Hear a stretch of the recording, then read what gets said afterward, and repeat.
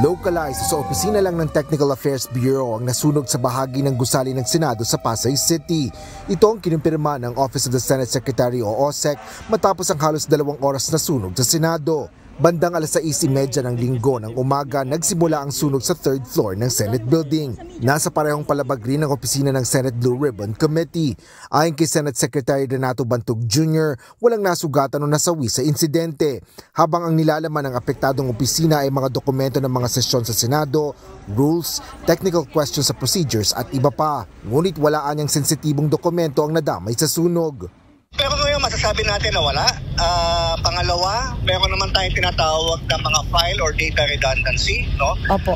Yung mga blue ribbon documents naman yan, alam naman natin didistribute sa mga members.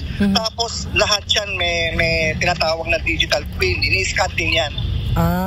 So kung yun ang concern sa tingin ko, hindi naman yun ganong because of yung sistema natin in place na meron tayong redundancy.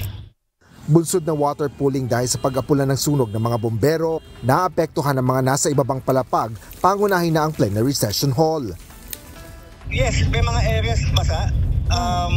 Kaya lang nung yung ina-assess na namin, kailangan na magpatay ng ilaw para masigurado. So, yeah, merong sa session hall.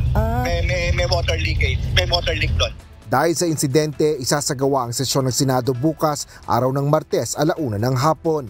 Sinuspindi na rin ang lahat ng committee hearings na naunang itinakda ngayong araw. Wala pa rin inilalabas ang OSEC kaugnay ng findings ng fire investigator. Asher Cadapan Jr., UNTV News and Rescue. Diyos ang aming sandigan, serbisyo publiko ang aming pinahahalagahan.